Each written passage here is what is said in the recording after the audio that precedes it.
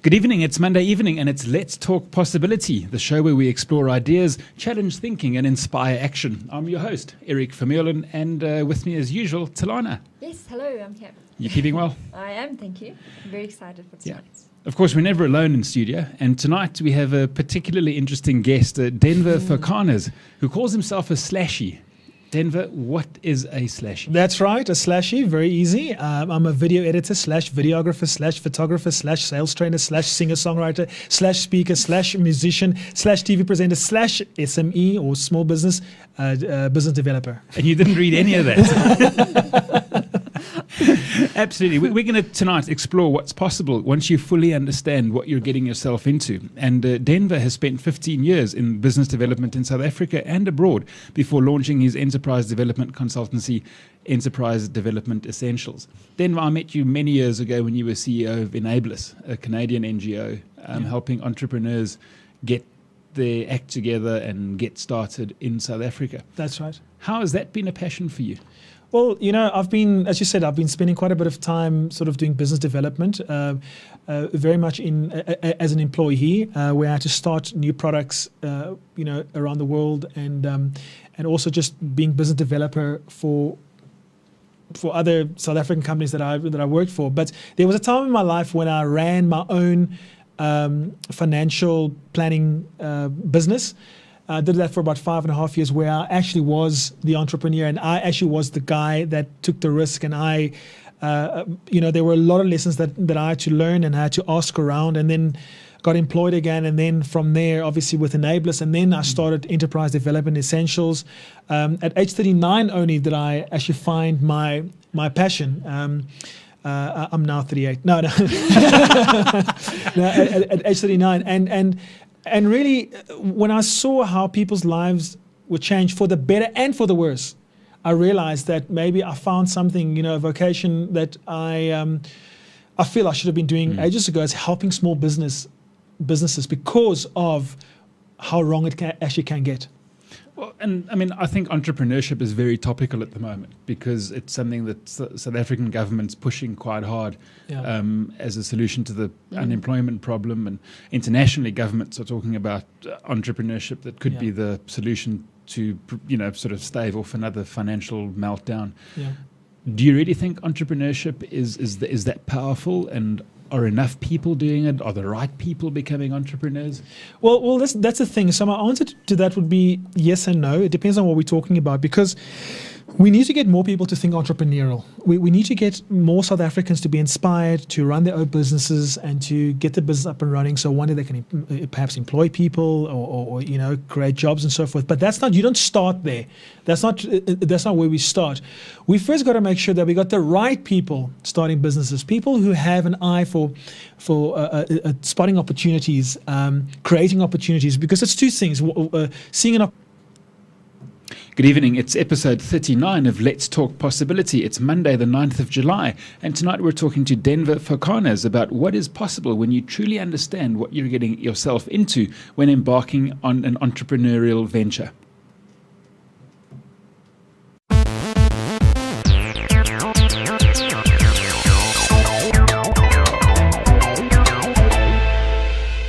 Idea doesn't make you an entrepreneur. All it makes you is someone with an idea, we need to call people to become entrepreneurs, but we must be very careful, because being an entrepreneur, it's like a jealous lover. It can sap the energy out of you. People lose their houses, their marriages, their health. Because they want to be an entrepreneur, because they realize, they take on these loans, or they don't know about the fine print, is what I call it. So you need to know that you're the right person to actually start your business and run your own business. When I talk about entrepreneurship, or I talk about an entrepreneur, technically, the word is a French word that talks about the risk taker. So if you run a business, you take the financial risk, you're an entrepreneur. But when I talk about an entrepreneur, I'm not talking about somebody who necessarily has bought a franchise and run with it. However, some entrepreneurs do have franchises, right? I'm talking about that serial deal maker. I'm talking about what I call a deal junkie. They're always starting a new business. They got, they're always onto something new. I think I think I'm known for exhausting people with ideas, but 80% of the ideas I have, I don't really start. But, entrepreneurs are always, what's the next deal and so forth. So I call them deal junkies. We need to make sure, we need to look inward and ask ourselves, do I have those characteristics? Do I have what it takes to weather that storm? Because you're going to go through some serious difficult experiences, perhaps, not always, perhaps as an entrepreneur. So you need something inside you to actually carry you through that. But I mean, Denvor, before we talk about those characteristics, sure, don't you often think, though, that people become entrepreneurs for all the wrong reasons? That's right. So, yeah. And it just kind of links to one of the questions we've had. So Mongezi's actually said, even the term entrepreneur makes it seem like an exclusive club. Are we not just hackers of industries? Well, okay, I need some time to think about that one just to get my head around what he's saying. The term entrepreneur has been misused. I remember back in the 80s that if you were unemployed, you were a consultant, and then now these days, sorry, Eric. Now these days, if you're unemployed, you're an entrepreneur. Entrepreneur, what is that? It's somebody who starts his own business, takes the financial risk, and in my terms, he builds a business to a place where either somebody manages for him, he starts another business. I'm talking about that kind of guy. The typical guy like Richard Branson or Donald Trump or Alan Sugar. So the big high growth kind of entrepreneurs. They want to build. You can be an entrepreneur and not necessarily be as big as Alan Sugar or as big as one of these guys. But generally speaking, they serial business makers. They're out there and their passion is to grow. They want to grow enterprise and they want to build a business that will eventually employ people. Because I mean, surely if entrepreneurship is to be the answer for South Africa's unemployment problem and boost the economy, there has to be that kind of a future vision that entrepreneurs have. It can't just be about my little business lining my pocket. That's right. Look, you do get the what they call the lifestyle entrepreneur. That's the entrepreneur that starts a business and it kind of pays his way and he just hangs around there. Yeah, they're also entrepreneurs, okay? But what we're talking about here is that when I talk about entrepreneurs and what we need are those guys who they've got the they want to enterprise, they want to start businesses, they want to. They've got that urge to grow something. They got the urge to create. Exactly, So another question then is Tokyo's Sequali an entrepreneur? Well, yes, I guess he is an entrepreneur, but I know where that question is going to. So not to implicate myself, let's say Tokyo Sequali is an entrepreneur. Next question. So you're talking about those characteristics. Yeah.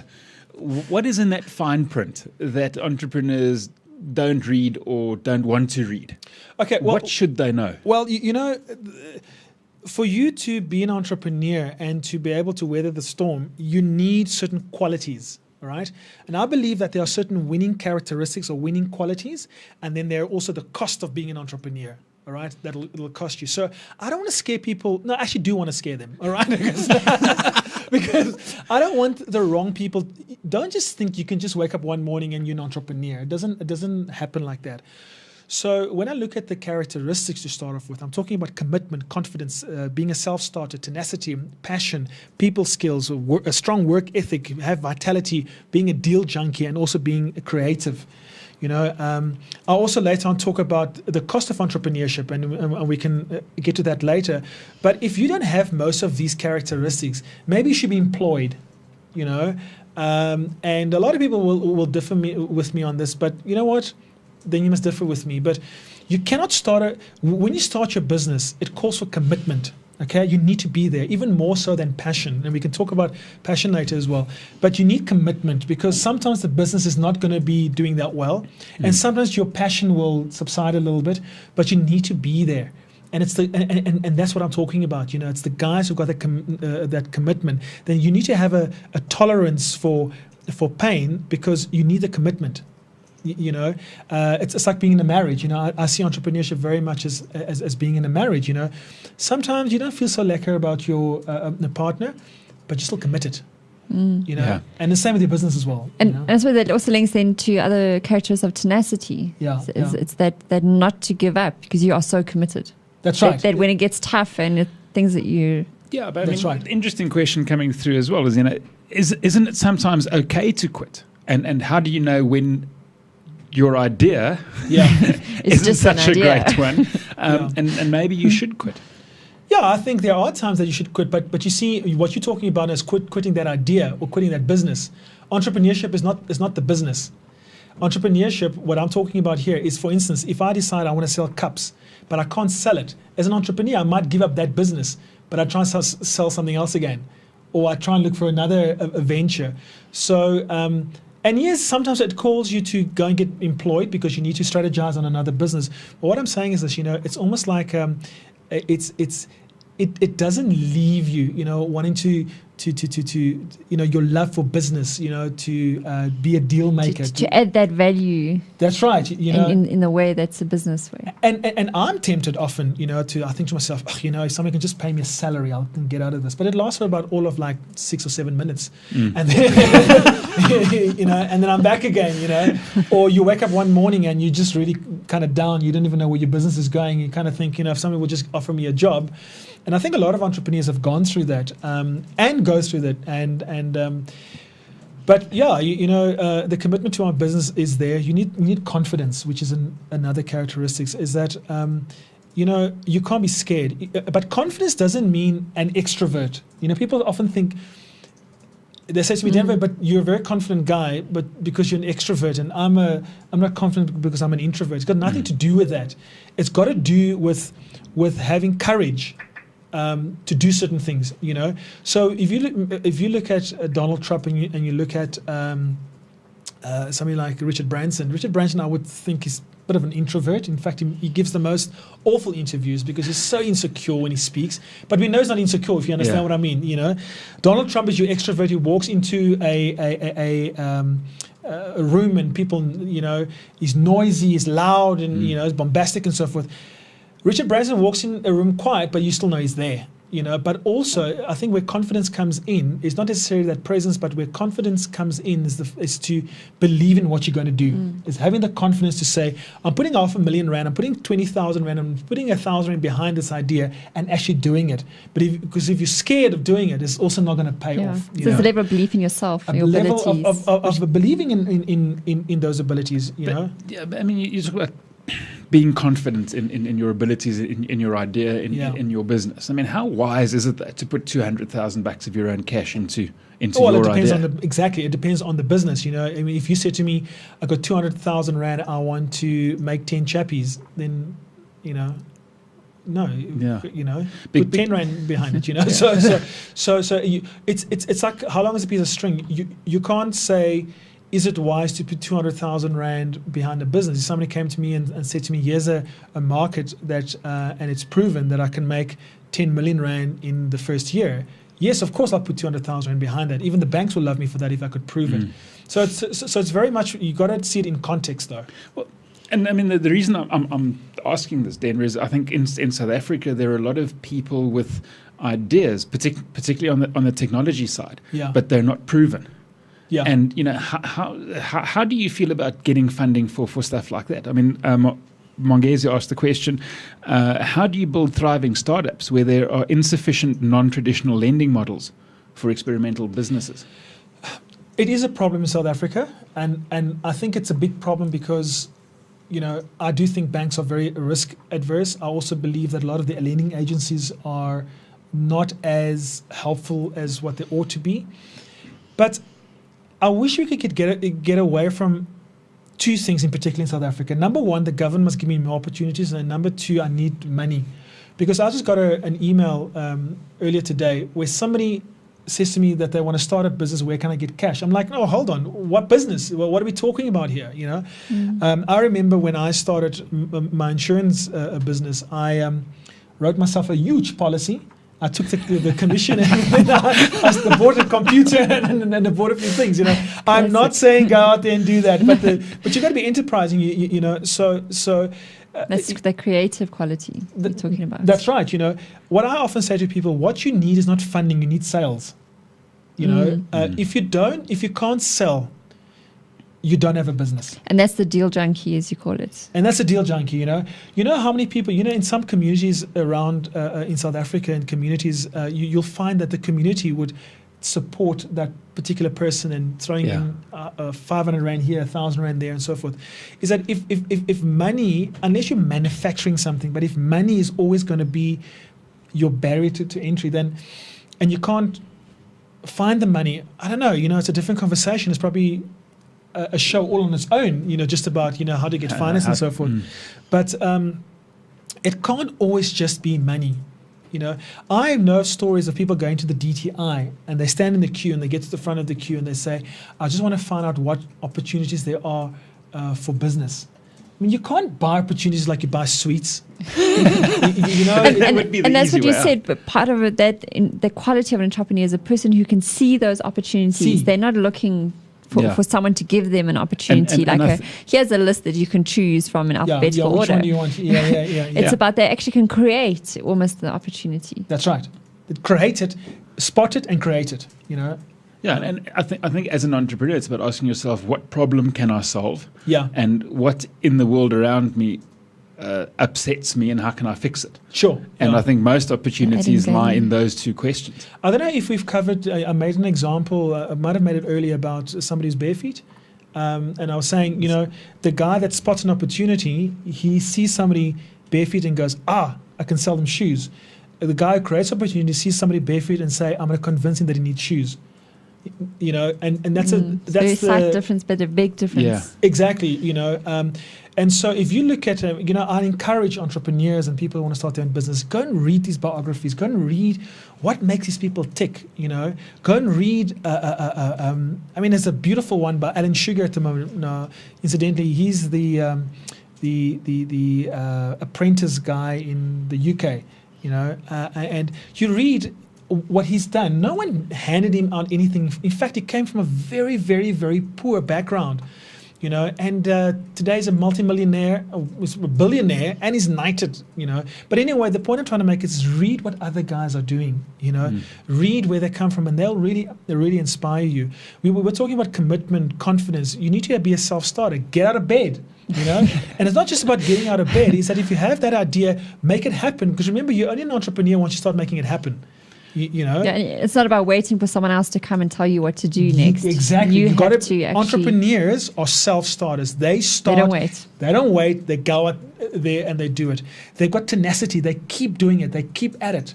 Now, remember, there's a difference between giving up the business and giving up being an entrepreneur. All right. Giving up the business, the clever entrepreneur after a while goes, no, this is not working, but he'll try something else, you know. So, but it's really just continuing and being at it, and that's where passion comes in, is that loving what you do. You know, some people think that you need to love the product. Yes, it does help, but look at the difference between Alan Sugar and Richard Branson. And I'm using these names because we all know them, and there are some other obscure entrepreneurs as well that do very well, but I think most listeners can understand who these guys are. If you look at Richard Branson, he loves his product. Right? He loves the Virgin product. He loves aeroplanes, airlines. He loves cell phones. He loves all that kind of stuff, you know, his record label. So he typically loves the product, and he won't do something if he doesn't like the product, right? Well, and especially if he doesn't see it add value. I mean, his thinking is, I can do that better. Exactly. And that comes back to the Richard, the Gerber guy who says why you should start a business. You know, it's not to employ people, or, you know, you don't start a business to have liabilities, you know, that you want to. Exactly. So what were we saying? So when you look now at Alan Sugar, when Alan Sugar was growing up and making a buck or two, he at one stage he was selling, he's buying old TVs, fixing them up and selling them.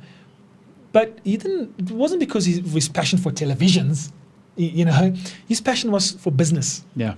I mean, there's a great South African example. It's not anyone you would ever have heard of, but it's just someone in my circle of connections. Yeah. What this guy does is he buys old fridges, microwaves, and dishwashers. Yeah.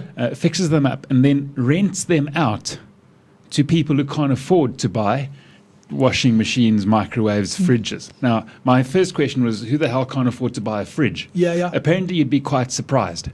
there are a ton of people who can't afford basic household appliances. This guy is making an absolute killing.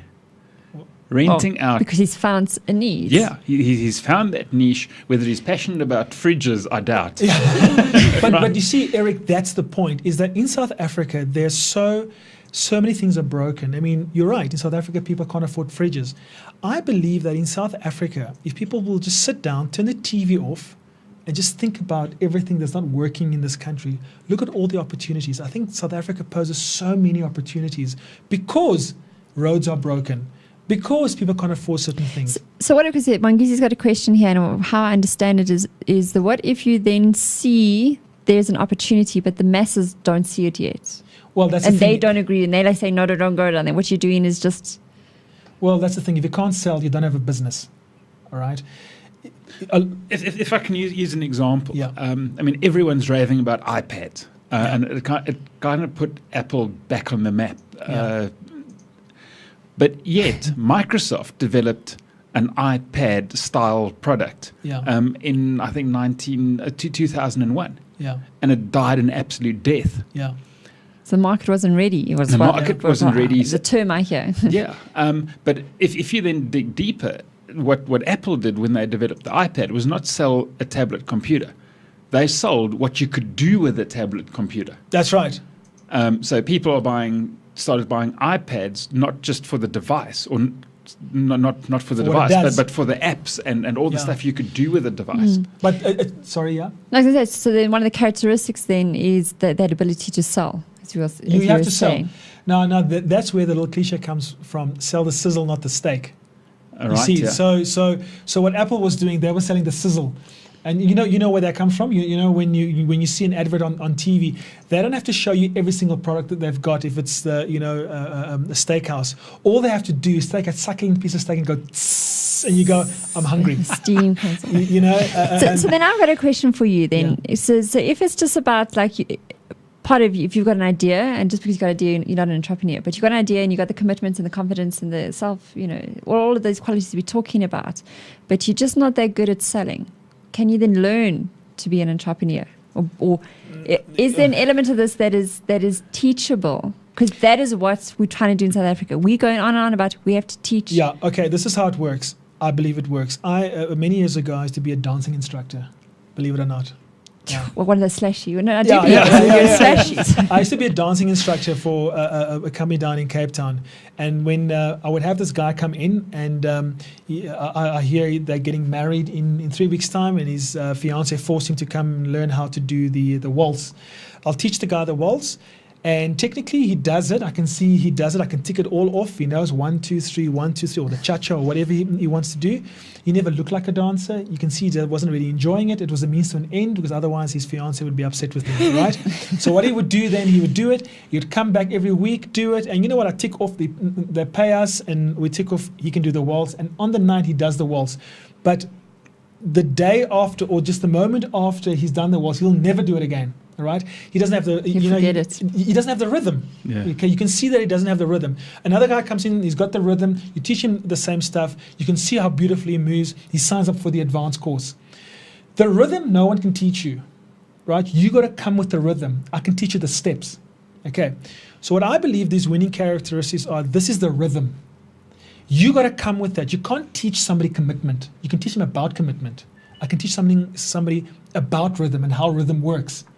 But I'm going to put you on the floor and you don't have it inside of you, you're not going to enjoy it. So all we service providers can do is we can teach you the steps on how to be an entrepreneur, the steps, how to do your finance, how to do your budgeting, how to do your marketing, how to do all that kind of stuff. The rhythm you got to come with. And what we're saying when we go through commitment, confidence, self-starter, tenacity, and passion, we're talking about that's the rhythm. We can't teach you. You can take a passionate person, make them more passionate. You can take a confident person, make them more confident. You can take somebody who's with rhythm, you can make him a better dancer, all right? And give him and show him more rhythm. But that's what you got to bring to the party, unfortunately. Yeah, so you can't develop those. You can develop if you've got it. But if you're by nature not a confident person, you can maybe act it, you can wing it, but like that dancer, it'll never look like you. But there's a whole school of thought, Denver, that says fake it till you make it. And I believe you can develop confidence. I actually really do believe. I've seen it. There's a frame of mind, or there's something there that's interfering in you being confident in yourself in that moment. So. But that's always been the debate. Hey, are leaders born or made? Are entrepreneurs born or made? This is okay. So I'm being interviewed. I'm telling you, I don't believe that, because the thing is that this is Denver's show, and he's got the confidence. Yeah, no. Look. I do think that we do have underlying sense of, you can have a confident person who's been trampled, right, and who in his environment been told how rubbish they are and so forth, and in the right environment you start seeing the confidence coming out of them. I think there are a lot of people who are just they've got other skills. Let's do it like that. For argument's sake, I don't have a great eye for detail in certain areas. So when my PA comes to me and she's telling me stuff, I'm like, get to the bottom of it. Another person, you talk to them and go, no, I want the details. Give you an example. I would go to my wife, I would say to her, you know what? Let's go to New York. I would love to go to New York. Yeah, but on what day, and will the kids be off? Which is very different, okay? Because she wants the details. Yes. But that's a strength. And when you look at other parts in the life, that is what keeps this marriage together. Is the fact that she's got eye for that. So I believe that some people lack confidence because of they've been overshadowed or whatever. But I think some people are just they've got other skills. And we need to understand what we're talking about when we talk about confidence. So what I'm saying is that if I take R1 million and I throw it behind an idea, I need to have the confidence that it will work. Okay. Or the fear of what will happen if it doesn't work. or the fear. So maybe I'm talking more about balls. So then what I understand is it's these characteristics. It's almost like an entrepreneur has the mix of these ingredients at the right amount, the right time. That's right. And kind of it just comes together in the entrepreneur. Yeah. And the other side of what Den was saying, Talana, I think, is that a lot of people are wanting that label of entrepreneur, but they don't have this mix of skills. And that's what we were saying, is not everyone is an entrepreneur. Not everyone is cut out to be an entrepreneur. Yeah. But there are a lot of entrepreneurs that perhaps right now don't display those characteristics because of the environment that they're in. Okay, and sometimes conditions in our society, in the world, they lost. And sometimes what happens is that they've always had it, and there's actually a word for it when it's like a lying underneath, in your personality. But it comes to the fore when they're pushed into certain corners, and that happens. The bottom line is that you need to have this. You need to have people's skills. People buy from people. That's the bottom line. Being an entrepreneur is like being a salesperson on steroids. You have to. You need to have a very strong work ethic.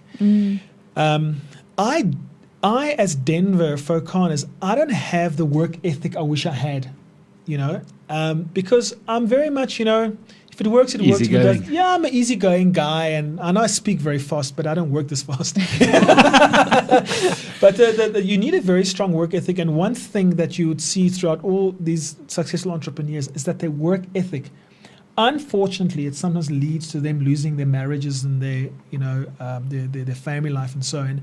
And it's very unfortunate, but it's one of the characteristics of successful entrepreneurs that they've got the work ethic second to none. They're working all hours all the time, which you don't necessarily find in what you call sort of survival entrepreneurs, where they're just doing it to survive. If they've got the 10,000 Rand, they've done working. I remember my late brother, I was helping him out. He had to do a survey for me, and I said to him, I'll pay you, I can't remember what it was, I'll pay you 10 Rand or 20 Rand or 100 Rand for a survey. And let's call it 100 Rand for a survey. And he comes to me, he says to me, I only need 500 Rand a day, so I only need to do 5 completed surveys. So if I'm done by 10 o'clock in the morning, can I go home? So I said to him, so you need a very strong work ethic. So of that list, and we've discussed a whole bunch of them. Yeah. Which would you say is sort of your top 2? I think being creative, committed, being creative, and you need to be a self-starter. So self-starter, committed, and creative. But tomorrow it might be the other 3. I think it's a combination of all of them. Well, why don't you go onto our Facebook page and tell us what you think are the top qualities of an entrepreneur? That'd be awesome. Otherwise, you can tweet us on LT Possibility. Yeah, Denvor. I can't believe it, but we've run out of time, and I know we can carry on for another hour. We can go on and on. Next time we'll talk about what it costs to be an entrepreneur. How can people get hold of you? What's your Twitter handle? They can go to Twitter is follow EDE, which is basically follow Enterprise Development Essentials. So follow EDE, and otherwise you can just follow me, which is just Denvor, DENVOR. But then you'll have all my rubbish that I talk about every single day as well. Yeah, Denvor, from our side, it's been an absolute pleasure having you in studio. It's been a lively conversation, and I think certainly the passion that you have for helping entrepreneurs fully understand what they're getting themselves into and what's possible when they do is clearly evident. Thank you very much. It was great. Time just flew, isn't it? Time flies when you're having fun. I really appreciate being here, and Great. So, folks, that's it for tonight.